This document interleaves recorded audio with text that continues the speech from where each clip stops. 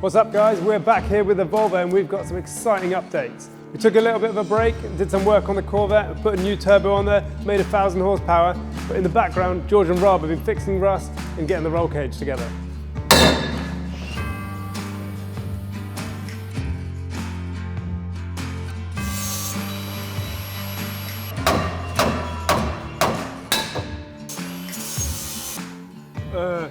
And just like that, wow.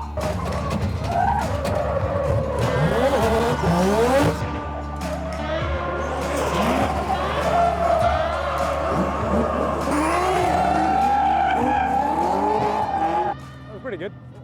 I felt good. It's quite on edge, isn't it? Yeah. You just can't see nothing.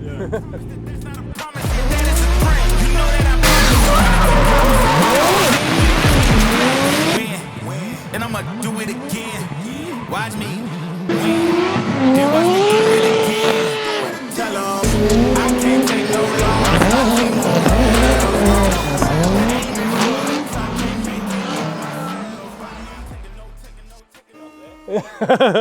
Bobby.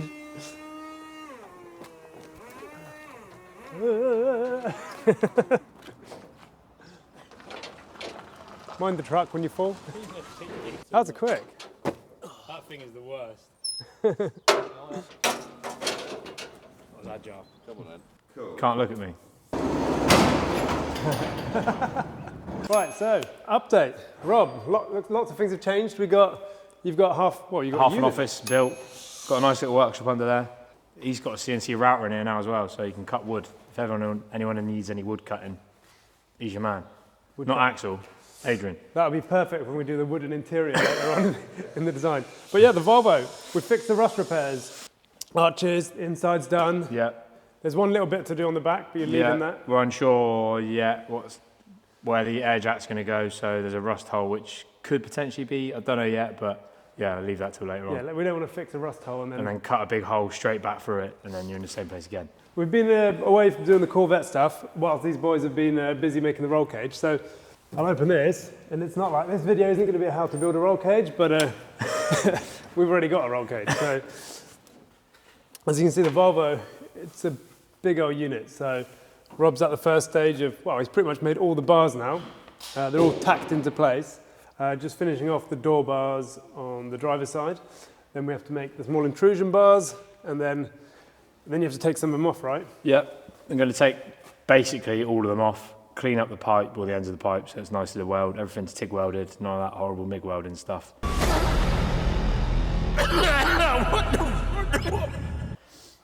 But obviously, it's also really tight to the side of the car.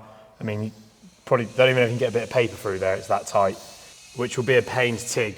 It'll be worse than MIG, but it'll be pain to TIG, but everything will be welded, and yeah, it should be bloody lovely. And it will be routed and then capped as well, so it'll be double passed, every joint will be double passed. So yeah. Nice. Yeah, so I think Rob's making things difficult for himself, but we're going to have a really good finish. So obviously the closer you are to the chassis, the safer it is in terms of impact. And keeps it away from Axel, his helmet. When he's sat in his chair, he needs maximum room here, which that's touching the side of the car.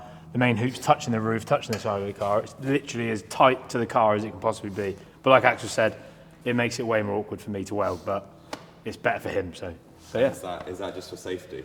Yeah, basically, yeah. I mean, it's got to be a certain distance from his helmet, otherwise you've got to run the padding around it and stuff like that, so it eliminates running padding and all that sort of stuff, so yeah. Yeah, the Corvette was really tight cockpit. Yeah. Here we've got all the space, so it doesn't mean we want to, we still want to have as much space as possible. Just because we've got a big car doesn't mean we want to have the roll cage with like 4-inch gap to the side of the car. But it's coming on really, really well. It's a little bit tricky with drifting because there's not really, all the rules are a bit all over the place from different championships. So we've been looking at FIA rules, MSUK rules, Drift Masters rules, which are all slightly different. And we have to kind of take the most important bits to make sure that we don't come to an event and not be able to run. So this is where we're at the moment. I think we've decided we're going to take away the X on the back stays because that's not needed, and we realised it's getting pretty heavy now. It'll just be a singular diagonal bar rather than the X. Have you faced any problems like doing this so far? It's been any Yeah, A-pillar bars are literally the worst thing in the world to make. There's like they go on two planes, so it goes like forwards, then it comes out, and then it goes down. and I did scrap one. And yeah, they're the absolute bane of my life, as most people who make roll cage will tell you. But apart from that, it's all pretty easy. It takes time to get the notches right. And then I use a program called Bentech, and you have to change, when you made something, you have to check it and then input those measurements back into there so it's all right, basically. But yeah, it's no real issues, just metal. Just metal. It's a lot of metal in a Volvo. It's a lot of metal, yeah. But I reckon there's probably 2 days welding now, flat out, to get it all welded. So it's a long process, but yeah. But yeah, this is probably a big transformation now. It's starting to look like a race car. The next step after this, we can start thinking about putting the wheels back on, potentially dropping it down. Yep. We still have to cut the rear off. We need to make a rear firewall and then tube the rear end. So that's probably going to be the next in the series of stuff. But yeah, we're going to let Rob and George crack on. And later on, we've done some, after the dyno last time, we went to Goodwood. The reason we went to Goodwood, we couldn't tell you at the time, but the reason we went to Goodwood is to test a new circuit layout for a really cool new event. It's called Initiate. It's organised by my friend Baggsy.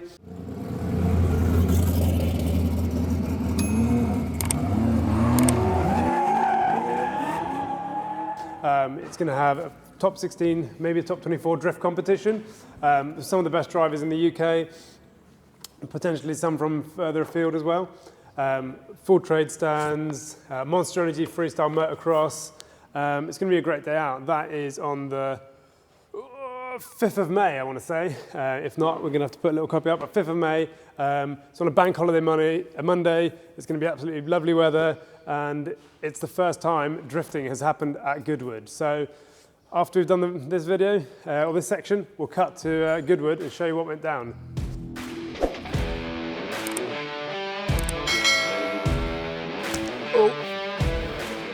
Marked up all the bars, and now gonna cut all the tacks and take it back apart basically, and then clean up the ends of both pipes, and then behind where things need to be fully welded, so like the main hook X gets priority over the rear X and stuff. Another one.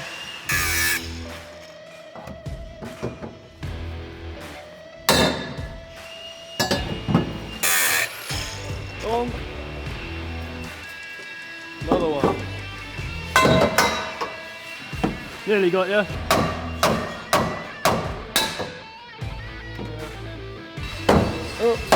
Oh. There we go.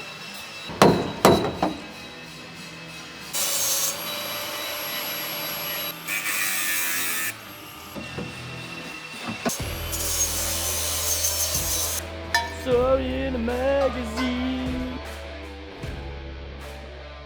So we're going to cut. So what he done, Kevin, our brother from another mother in Sweden, is over here. He cut it here. So they used this last little bit, cut it straight across there, so you regain or kept some of the rigidity like on the roof because the carbon goes on top, and otherwise it's going to be flopping about everywhere. Yeah. So cut in there, and then you basically cut like here off. The arch as well.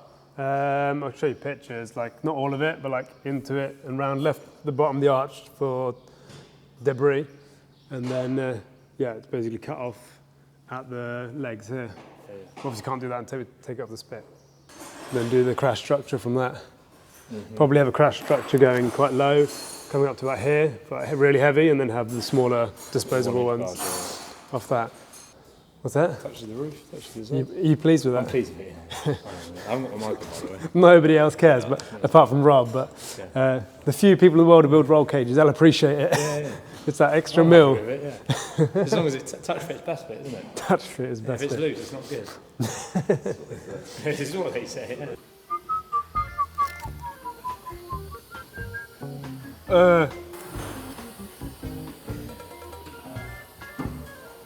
Whilst the boys are doing that, I'm just trying to make myself a bit useful, tidying up the engine bay, trying to delete all the little things that we don't need, like this thing here.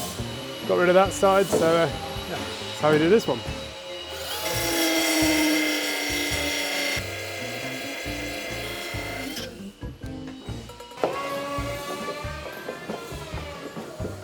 Come in.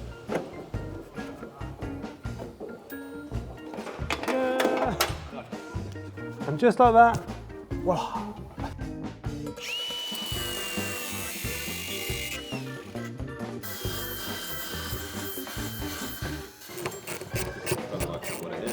Yeah, some kind of plate. So I just removed this plate. It's like almost like a chassis identification plate. It turns out it's like made of lead or something. So Volvo experts might be able to tell us what that is. I'm thinking it might be some kind of like something to do with maybe like anti-vibration, because every time I post a video of the Volvo about fabrication, somebody tells me in the comments about these inside here. There's like lead plates, and so maybe it's the same. But another kind of interesting Volvo fact here, it says right-hand drive, or in Swedish, högerstyrd. And if you flip it the other way around, it says vänsterstyrd, which means left-hand drive in Swedish. So they must have used this as some kind of identification plate and just like flipped it depending on where the car was going. But that's probably like 3 kilos. So weight saving.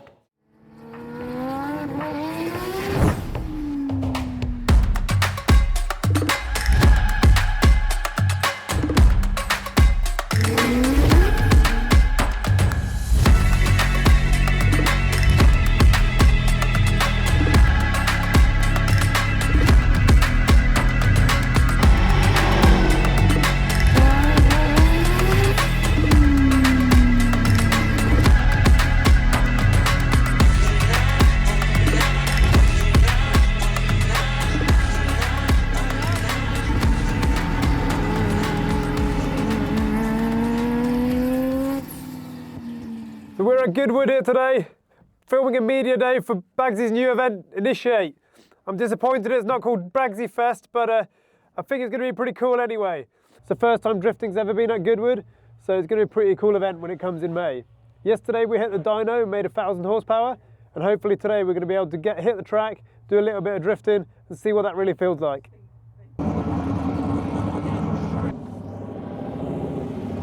So after getting the cars out the trailers and ready to go, we spent the morning lining the cars up for some really cool photos before getting videos of going around the track. One of the cool parts was lining the GTR up next to the Rotary along the wall, the pit wall at Goodwood, in order to get a really cool photo for the event poster. That's what I think. But we've got time, so we can run through both. I Run just through don't all want the to options. too much time. No, that's just it. doing Yeah. like No, 200. So I was imagining coming down here in a GTR. It never looks the same. No. So whilst we wait for the other guys to finish filming their little bits and pieces and we can get on track, I thought I'd just give you a quick rundown of all the bits under the hood on this car and what bits we're going to use on the Volvo later. Those of you that watched the last episode, you would have seen we hit the dyno. We put the new turbo on there, which is a G45 1500, and we hit 1,000 horsepower, going from 800 on the previous turbo. So pretty excited to see how that drives on track when we get the chance in a little bit later. But to run you through what we got here, so this is what's known as a Mazda 20B, or a triple rotor. So the triple rotor originally came from the Mazda Cosmo, which was wasn't a very popular saloon back in the day, and that came with a factory free rotor.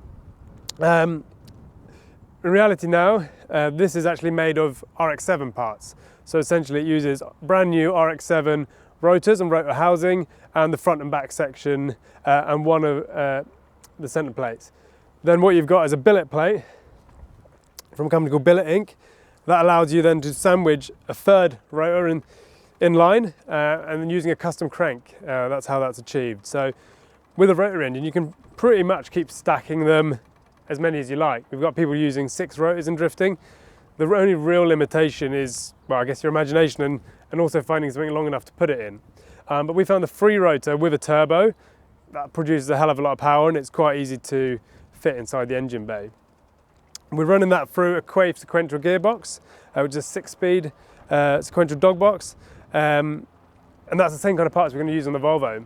So another major thing that we've got that's going to be similar on both cars is the ECU, which is a Haltech Nexus R5. And by having the same ECU as well as pretty much all the other parts, pretty much when it comes to mapping, going to be able to copy and paste the settings from the Corvette and almost be like 90% there on the Volvo, which saves so much time. And will make it easier as well to work out any problems and do stuff, like get stuff from one car to the other.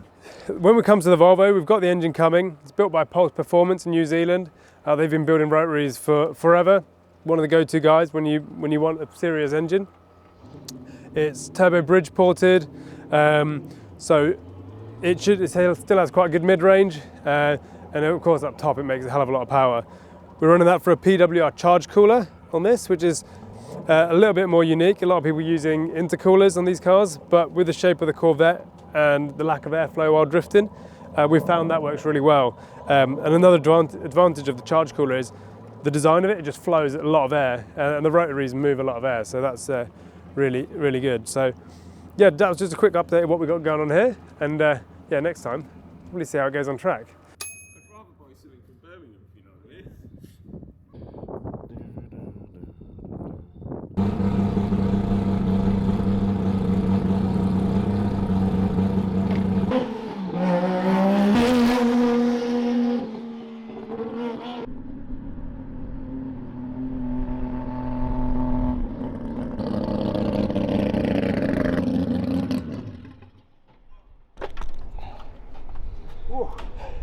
How was that? She's spicy. It sounds spicy. Yeah, like it's so greasy on the track, but it's just lighting it up like instantly. The alignment's definitely a bit on the wonk. That with a greasy track, but yeah, she's fast. I think it's hitting boost.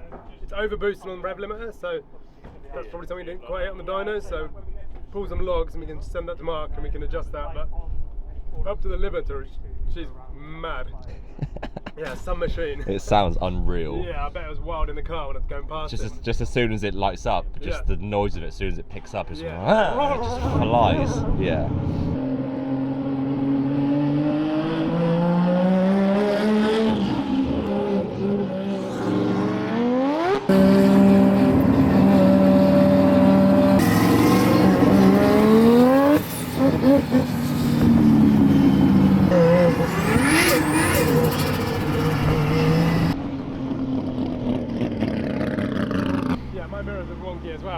You can't see anything out of it. No, At one point I could see Martin like kind of between us and I was like, ah, stay to the right. Oh, that sounds sick.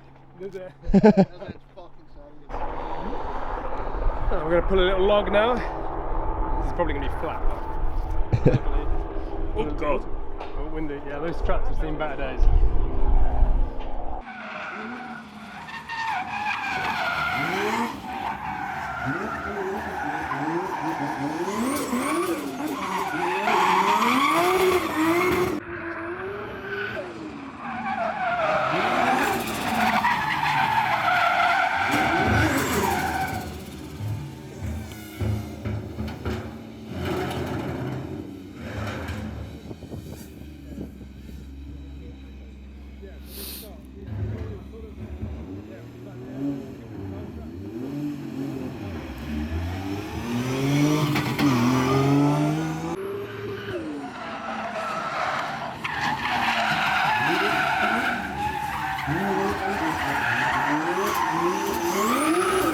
Right, it's a quick update. We've had a few runs around the track following a tracking vehicle, so not fully flat out, but we've been able to drop back and then put the full throttle down, and like, the car is so wild now, it's just spinning the wheels constantly, but it definitely, you can tell it's faster than it is. So now we're watching Martin Richards kind of work out the track for this event.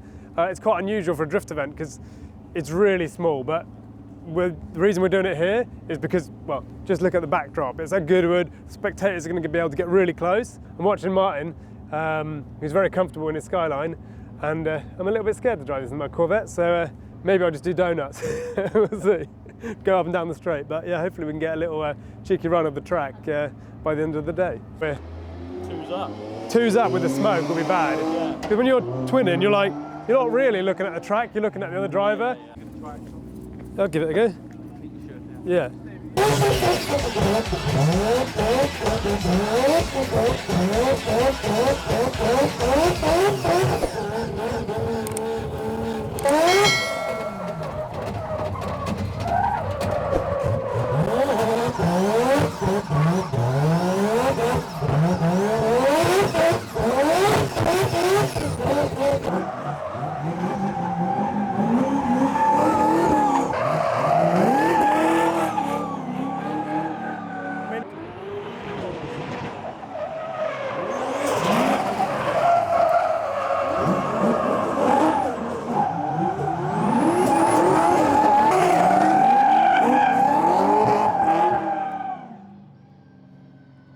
pretty good.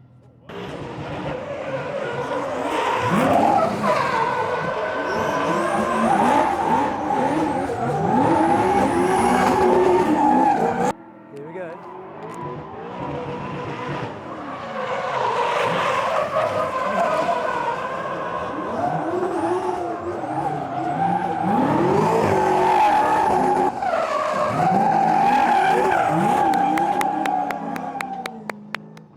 That was good. Oh, it's going. Sounds like a dirty whale. That was good coming for you. Tight through there. That looked good through there. Yeah. I managed to stick with him. Yeah. Here almost. Like Baggsy had a better hit, and then you had like a better through there. He got his steering locked on. Okay. Now, I think. What's the time now? We've got half an hour. Do you want to do any more, or are you happy? I'm quite happy, to be honest. Yeah. You want to try and film that video? Yeah. GTR? Yeah. You got to squeeze the GTR through there. No, I'm just doing a promo video. It's a promo video for the event. No, I'm not going to try and squeeze the GTR. No, shut up. I'm going to have to fix it. Do it. That's the sort of thing you see on Pornhub. Trying to squeeze big things as well. You ain't doing that with the GTR here. I feel good. It's quite on edge, isn't it? Yeah. Because you can't see nothing. Does it look alright going 2 through there? It looks really good. That's tight. Yeah, it looks snug. You're going on the grass this side. Oh yeah, because I was chasing him, or I was just trying to keep the speed up. So I was like, I'm getting close to the go. Yeah, even closer. That was good. I'm scared. Like that looks good. It's faster. Yeah, so then you wouldn't have to stall up. You could do the same. You know, like they have a drift masters in that pop round when they go round and round. Yeah. Like that. If this is just 2 meters wider, but I still think we'll make it work. Yeah, it's definitely. It's always on the edge. Yeah. It's going to look good. Right, so a bit of an anticlimax to the day. We got to do one run, which was a bit of a test run, half throttle, and then we got black flag for noise. Didn't like rotaries today, unfortunately. But yeah, it was definitely quick. Like, it is pushing on. So I think I'm going to have to wait till Silverstone at Japfest to properly open it up. But yeah, it's definitely a good test. It was worth coming. It's going to be absolutely sick in the Volvo. Definitely going to order another one of those turbos. So yeah, hopefully G45 1500, free rotor. There we are.